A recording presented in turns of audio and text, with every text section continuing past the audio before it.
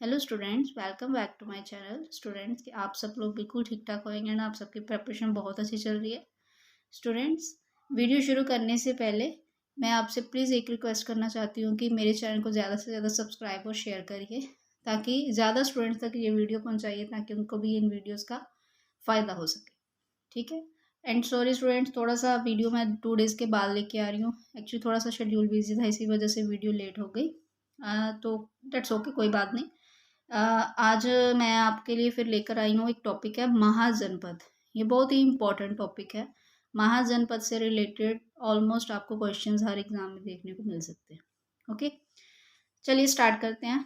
आज का हमारा टॉपिक है महाजनपद। इसमें क्या है कि 6ठी शताब्दी में आर्थिक सामाजिक प्रगति ने राजनीतिक जीवन को विस्तार किया।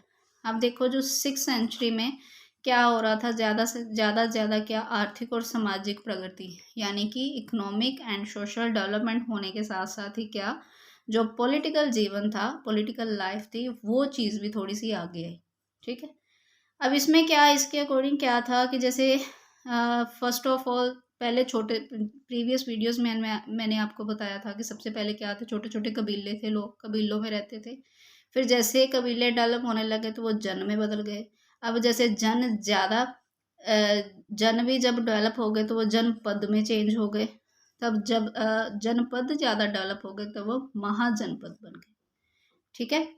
ऐसे ही फॉर एग्जांपल, जैसे मैं समझाती हूँ आपको, तो जैसे जैसे फॉर एग्जांपल कुछ लोग रहते हैं। फॉर एग्जांपल ही ले लो कि 15 to 20 घर होते हैं। ठीक है। वो जब एक जगह पे इकट्ठे रहते हैं तो वो एक कबीला बन जाता है। जब वहाँ पर और लोग आकर बसना स्टार्ट कर जाते हैं तो वो एक जन बन जाता है। अब ऐसे ही जब और लोग वहाँ पर आकर बसना स्टार्ट हो जाते हैं या फिर और डेवलपमेंट हो जाती है, दैट इज़ जनपद। अब वही जनपद जो क्या, जब और बड़े हो जाते हैं तब ये क्या बन जाते हैं, महाजनपद। ठीक है। एंड स्टूडेंट्स, ये जो महाजनपद है, इनका फुली डेफिनेशन आपको ज़्यादा कहाँ मिलेगी, बौद्ध का एक ग्रंथ है, बौद्ध धर्म का, बुद्धिज्म का अगुंतर निकाय। ये इंपॉर्टेंट पॉइंट है इसका। ठीक है। नेक्स्ट है, अब जैन ग्रंथ में ये कहाँ मिलते हैं, जैन ग्रंथ के कौन से ग्रंथ में है, ये एक भगवती सूत्र जैन धर्म का एक ग्रंथ है। उसमें आपको 16 महाजनपद के बारे में पता चलता है। नेक्स्ट, अब महाजनपद में राजतंत्र कैसा था, इसमें किसका राज होता था, राजा का। यानी कि जो मेन होल्ड होता था वो किसका होता था, राजा का ही होता था। सेकंड, अब गणतंत्र कैसा था, इसमें गणतंत्र कैसा था, शासन गण संघ द्वारा चलाया जाता था। ओके, यानी कि राजा तो था बट उसके आगे उसके और भी मंत्रीगण भी थे, और भी मिनिस्टर्स भी थे जो राजा को शासन करने में हेल्प करते थे। नेक्स्ट है, इसमें कुछ इम्पोर्टेंट महाजनपद है। अब मैं वही आपको डिफाइन कराऊंगी। ये जो 16 महाजनपद यहाँ पे आपने देखा है कि भगवती सूत्र में 16 महाजनपद, ये है कौन कौन से। ओके, ये 1 by 1 हम अच्छे से डिटेल में करेंगे। पहला है, जैसे ये मोस्ट फेमस था मगध। ये सबसे शक्तिशाली महाजनपद था। ऐसे क्वेश्चन भी आ सकता है एग्जाम में कि सबसे शक्तिशाली महाजनपद कौन सा है, तो वो कौन सा आएगा, मगध। अब इसकी राजधानी क्या थी, राजगृह। और ये इस टाइम पे ये मगध जो है, इसका नेम क्या है, पटना। यानी कि करंट के टाइम में अगर हम देखें तो जो पटना है वो क्या था, मगध। ओके। नेक्स्ट है अंग। अंग की राजधानी क्या थी, चंपा। और ये वर्तमान में ये कौन सा है, करंट में ये भागलपुर को, यानी कि अंग का नाम चेंज हो गया, भागलपुर। आगे है वज्जी। वज्जी क्या था, ये पहला गणतंत्र था। ओके, यहाँ से भी क्वेश्चन बनता है कि पहला गणतंत्र महाजनपद कौन सा था, तो वो था वज्जी। ओके। नेक्स्ट है कि राजधानी कौन सी थी इसकी, वैशाली राजधानी थी। वर्तमान में ये कौन सा है, तिब्बत का जितना भी एरिया है वो क्या था, पहले वज्जी जाना जाता था। नेक्स्ट आ जाता है काशी। अब काशी की राजधानी क्या है, वाराणसी। काशी की राजधानी कौन सी है, वाराणसी। कौशल।